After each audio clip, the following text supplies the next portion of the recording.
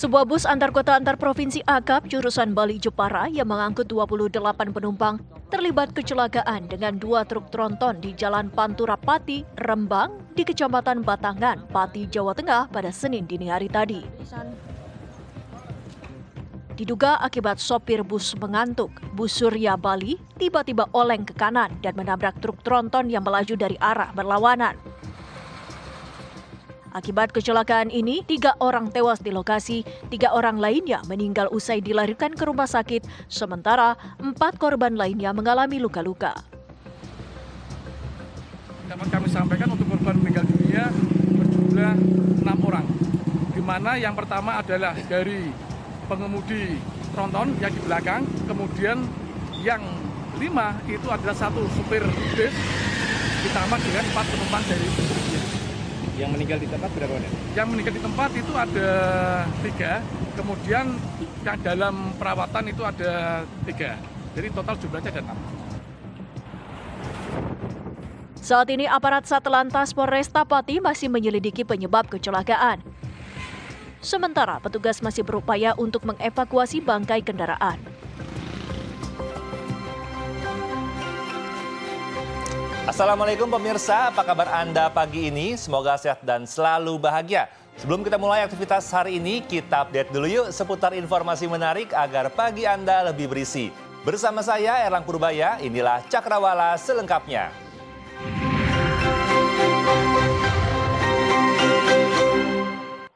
Dipicu berebut warisan, seorang kakak kandung di Sukabumi, Jawa Barat tega menganiaya adik kandungnya sendiri.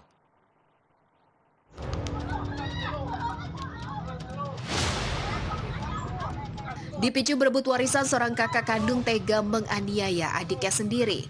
Penganiayaan Ati Suhaiti oleh kakak kandungnya terjadi di Desa Citarik, Kecamatan Palabuhan Ratu, Kabupaten Sukabumi.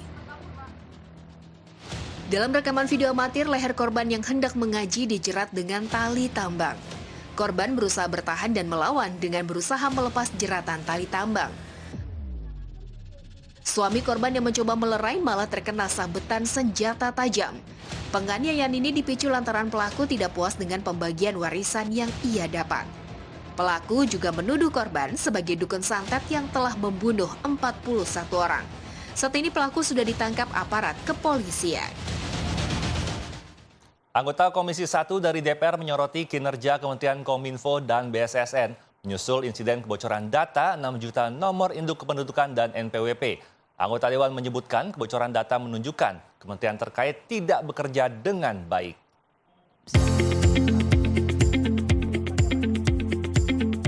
Komisi 1 DPR menggelar rapat dengan Menko Polhukam, Kementerian Kominfo, dan BSSN di Gedung DPR Senayan.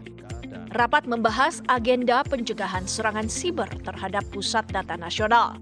Anggota Komisi 1 mempertanyakan kinerja Kementerian Kominfo dan Badan Siber dan Sandi Negara. Anggota Dewan heran karena terjadi kebocoran dan menyebut lembaga terkait tak bekerja dengan semestinya.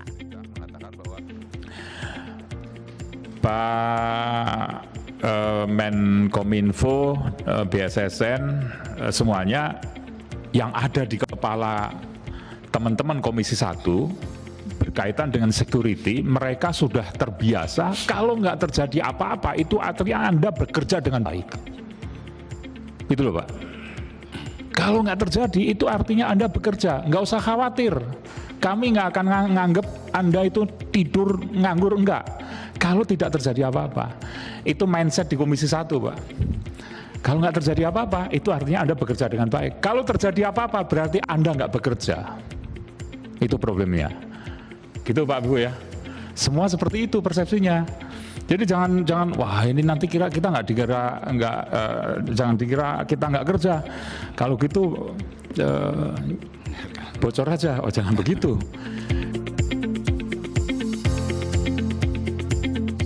Menko Polhukam Hadi Cahyanto mengungkapkan upaya pemulihan bocornya Pusat Data Nasional 2 Surabaya. Peristiwa bocornya BDNS 2 itu membawa kita, membuka pikiran kita, pentingnya kita berkoordinasi. Tidak memiliki ego sektoral di kementerian.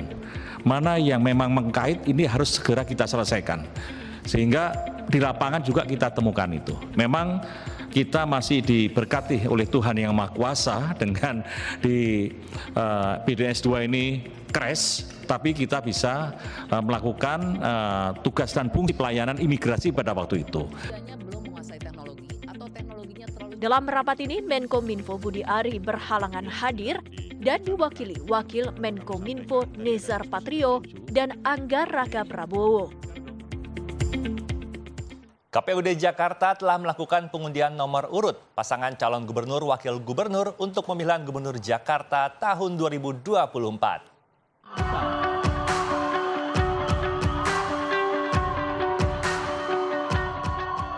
Pengundian nomor urut pasangan calon gubernur wakil gubernur untuk pemilihan gubernur Jakarta 2024 digelar di kantor KPUD Jakarta.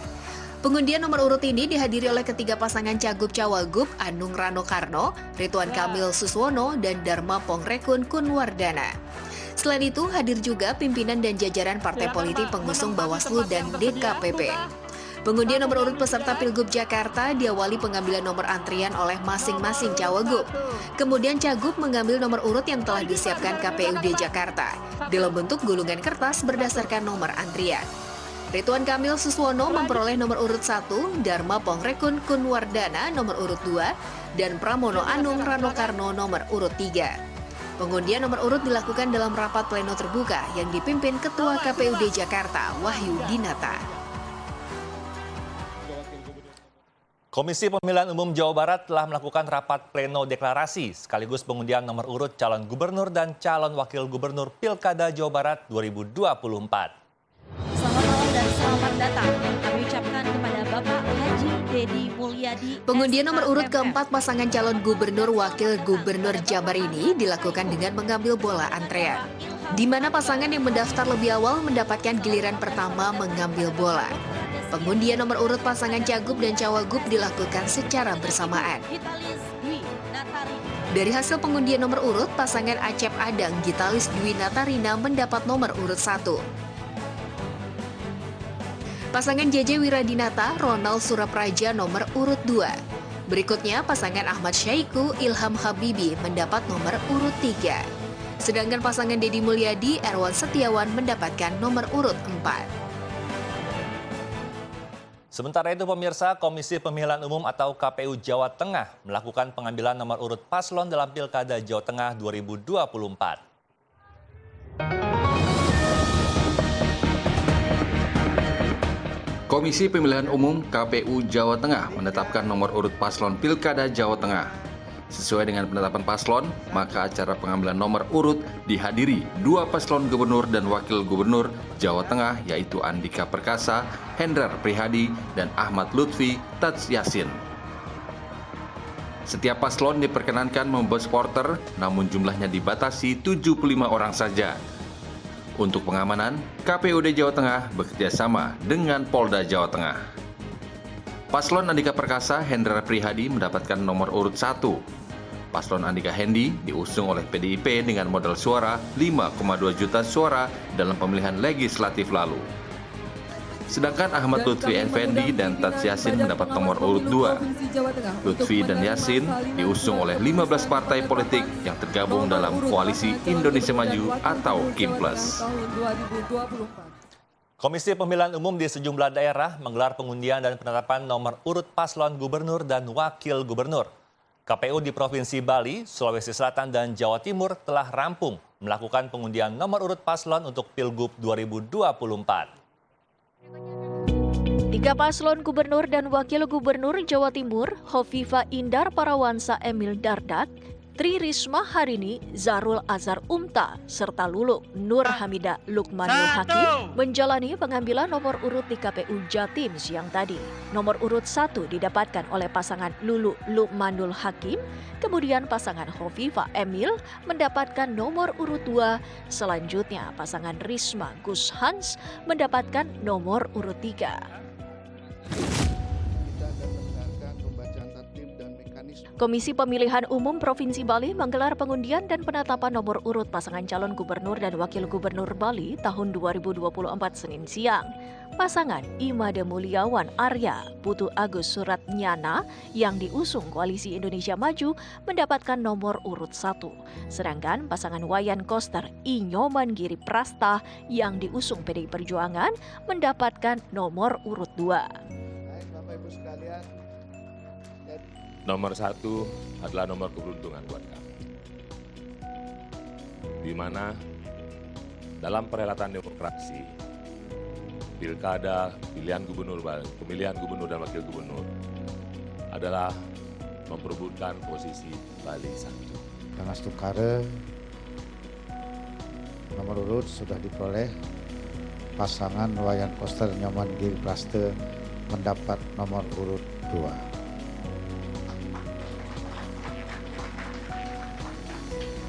Mudah-mudahan nomor urut 2 ini sebagai pertanda Koster berlanjut 2 periode. Sementara Komisi Pemilihan Umum Provinsi Sulawesi Selatan telah menggelar pengundian nomor urut 2 pasangan calon gubernur dan calon wakil gubernur yang akan berkontestasi dalam Pilgub Sulawesi Selatan pagi tadi. Pasangan Dani Pomanto, Azhar Arsyad, dan Andi Sudirman Sulaiman Fatmawati Rusti pagi tadi menghadiri kegiatan pengundian nomor urut di salah satu hotel di Makassar, Sulawesi Selatan. Pendukung dan simpatisan masing-masing turut mengantarkan kedua paslon saat pengambilan nomor urut. Pasangan Muhammad Ramadan Pomanto dan Azhar Arsyad mendapatkan nomor urut 1, sedangkan pasangan Andi Sudirman Sulaiman dan Fatmawati Rusti mendapatkan nomor urut 2. Terima kasih Anda masih setia menyaksikan Cakrawala bersama saya Erlang Purbaya. Komisi Pemilihan Umum KPU melakukan tahapan pilkada berupa pengundian nomor urut bagi calon tunggal pilkada 2024. KPU hanya memberikan 2 nomor urut untuk pasangan calon tunggal dalam pesta demokrasi ini.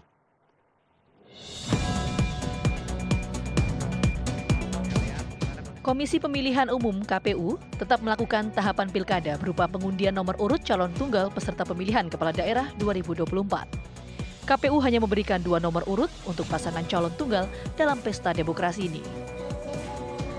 Pasangan petahana Herdiat Sunaria dan Yana Deputra yang menjadi calon tunggal di pemilihan Bupati dan Wakil Bupati Ciamis, Jawa Barat mendapatkan nomor urut 2 melawan nomor urut 1 yaitu kota kosong.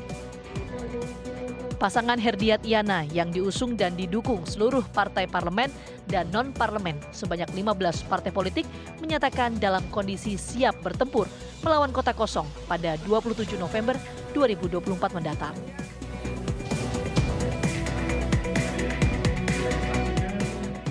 Sementara itu, pemilihan calon bupati dan wakil bupati Sukoharjo, Jawa Tengah juga memunculkan satu pasangan calon, yaitu pasangan Etik Sabto melawan kota kosong.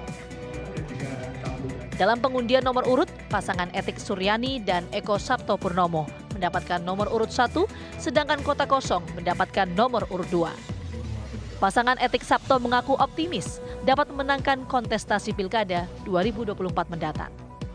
Ketua KPU RI, Muhammad Afifuddin, mengatakan bahwa terdapat 41 daerah yang hanya memiliki satu pasangan calon kepala daerah atau calon tunggal pada pilkada 2024. Puluhan anggota geng motor Texas yang meresahkan warga ditangkap Satuan Reskrim Polrestabes Medan, Sumatera Utara. Inilah aksi puluhan anggota geng motor bernama Texas di Jalan Putri Hijau, Kota Medan, Sumatera Utara.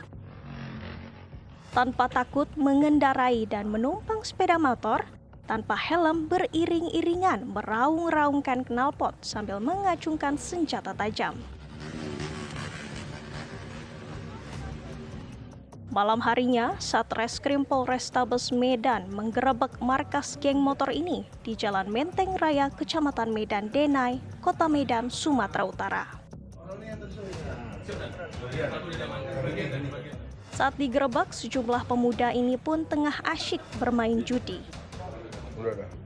Dari hasil pemeriksaan di TKP, 10 pemuda mengaku hendak melakukan aksi tawuran dengan kelompok lain yang sebelumnya sudah berjanjian lewat sosial media. Kita amankan ini dari geng motor Texas yang tadi ikut konvoy di Kota Medan. Barang bukti yang kita sita kan? Sementara yang satu sajam ya itu berupa kelewang. Kemudian tadi pada saat kita amankan di markas mereka sedang bermain judi kartu. Tidak sampai di situ, polisi masih akan bergerak menangkap geng motor lainnya yang identitasnya sudah dikantongi. Seorang mahasiswi kampus Universitas Trunojoyo Bangkalan, Jawa Timur dianiaya sang kekasih. Korban dan pihak kampus akan melaporkan kejadian tersebut kepada pihak kepolisian.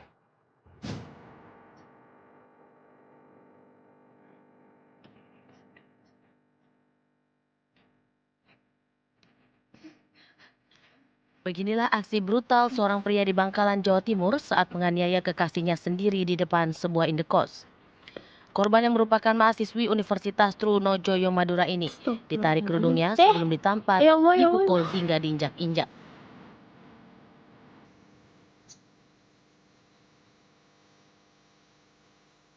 Meski sempat melakukan perlawanan, namun korban tak berdaya saat pelaku kembali memukulinya.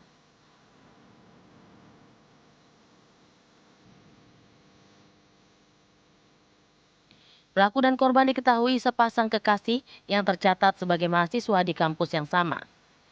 Pihak kampus pun segera merespon atas peristiwa penganiayaan tersebut. Dari hasil pemeriksaan pihak kampus, banyak ditemukan bekas kekerasan fisik di tubuh korban. Tadi juga saya melihat langsung ya, di tubuh korban terdapat banyak lebam, ya. Itu ada di tangan sebelah kiri dan kanan, kemudian ada bekas cakaran, ada bekas gigitan. Di belakang sini ada kayaknya bekas cakaran, kemudian kalau kemarin teman-teman itu melihat video, ada 3 video ya. Jadi memang pelaku ini melakukan kekerasan terhadap pacarnya itu sudah 4 kali terhitung dari bulan April. Korban yang didampingi pihak kampus melaporkan kejadian tersebut ke aparat kepolisian.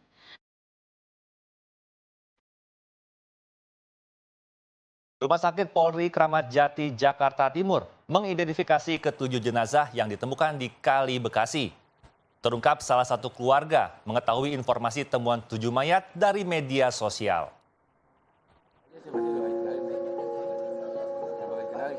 Keluarga salah satu dari 7 korban tewas di Kali Bekasi, Jawa Barat mendatangi Rumah Sakit Polri Kramat Jati pada hari Minggu.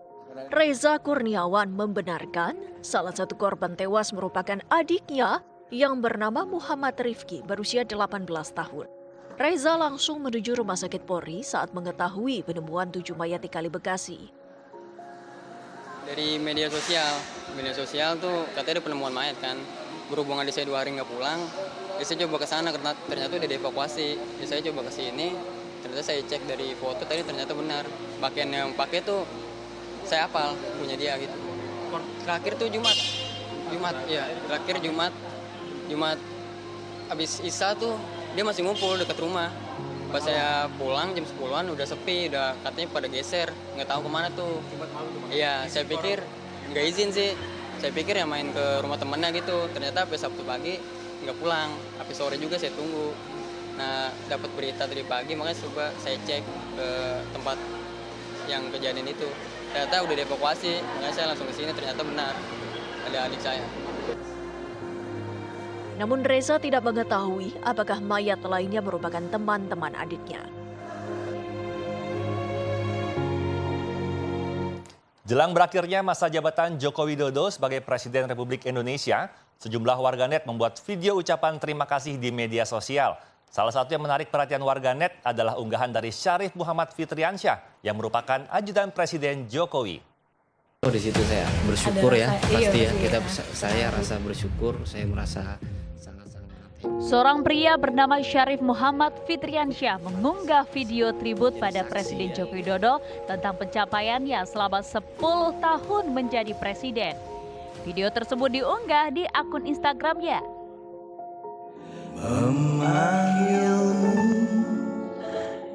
Dalam unggahannya, Syarif menulis caption dalam bahasa Inggris, namanya adalah Jokowi, bukan Mulyono. Dan dia akan meninggalkan warisan besar bagi Indonesia, bukan sebuah dinasti. Video tersebut memperlihatkan sosok Jokowi dan kegiatannya selama menjabat sebagai presiden. Di akhir video, terlihat sosok Prabowo yang nantinya akan meneruskan dan melanjutkan warisan-warisan yang telah ditinggalkan oleh Jokowi.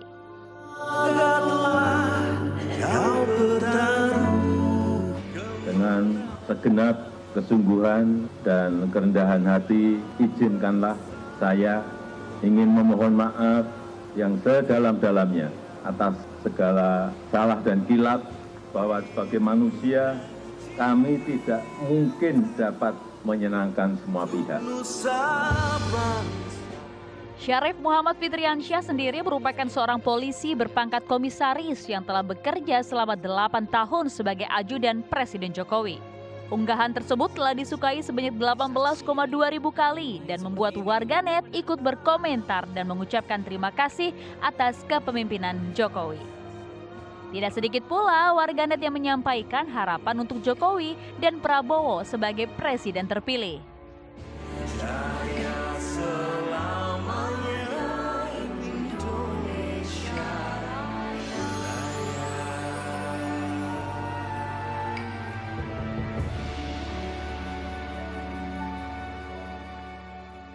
Pagelaran PON ke-21 tahun 2024 di Aceh dan Sumatera Utara telah berakhir. Meski banyak menuai sorotan publik, namun event olahraga nasional ini sangat berdampak positif bagi tuan rumah Aceh dan Sumatera Utara. Ketua Headquarter Panitia Pengawas dan Pengarah PON 21 Aceh Sumut Majen TNI Purnawirawan Suwarno menyampaikan bahwa pelaksanaan Pekan Olahraga Nasional 21 Aceh Sumut mewariskan banyak venue pertandingan olahraga yang bagus. Ia menjelaskan sejumlah venue pertandingan yang bagus itu diantaranya adalah Stadion Madya Atletik Desa Sena, Deli Serdang, Sumatera Utara yang bahkan telah berstandar internasional.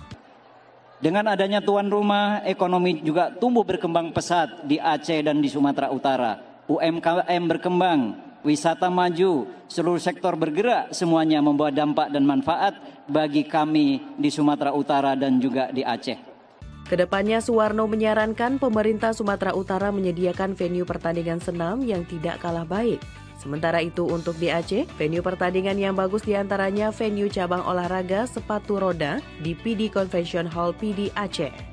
Lalu pada venue cabang olahraga Anggar di Gor Anggar Kompleks Stadion Harapan Bangsa Banda Aceh. Di tengah keterbatasan anggaran yang ada, pihak Aceh dan Sumatera Utara tetap mampu menghadirkan venue-venue pertandingan yang bagus bagi pelaksanaan pelatihan ataupun pertandingan olahraga di masa mendatang. Pemirsa, Anda pecinta kuliner Nusantara? Nah, jika Anda berkunjung atau berada di Blora, Jawa Tengah, jangan lupa menikmati sajian kuliner ikan jendil di tepi Bengawan Solo. Berita ini sekaligus menutup perjumpaan kita pagi ini. Saya Erang Purbaya beserta kru yang bertugas pamit undur diri. Tetap semangat, sampai jumpa dan wassalamualaikum.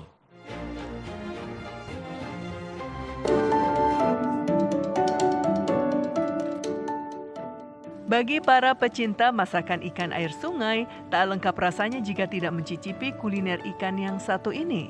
Ya, namanya ikan jendil. Kuliner ini menyajikan sajian ikan yang berasal dari hasil mancing warga pinggir sungai Bengawan Solo di Desa Sumberpitu, Kecamatan Cepu, Kabupaten Blora, Jawa Tengah.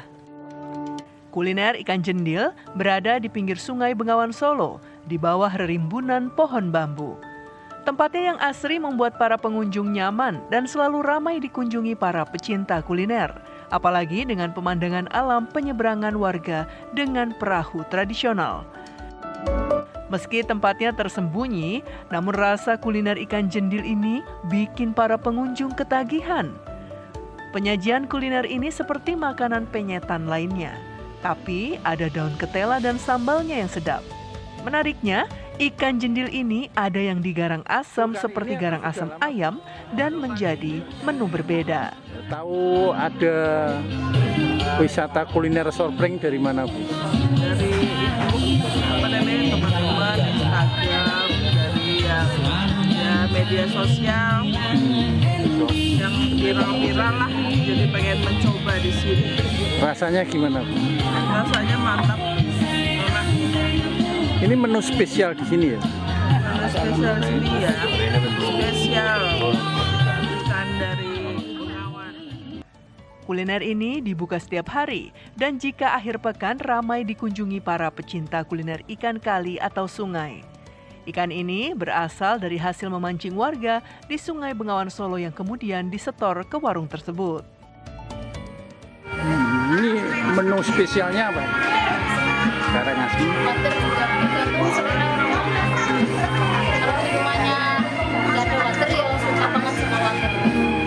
Spesialnya memang dari jendil gitu, makanan jendil. Asli Gawan. Tapi menu lain ada ayam bebek. Ikan jendil ini dari Gawan asli ya? Iya, dari Gawan asli. Pemancingnya datang ke sini. Kita punya banyak pemancing. Kita cuma satu. Satu porsi ikan jendil hanya dipatok seharga Rp18.000. Kuliner milik Pak Pin warga setempat ini dibuka sejak tahun 2020 akhir dan kini menjadi salah satu tempat favorit wisatawan yang berkunjung ke Blora.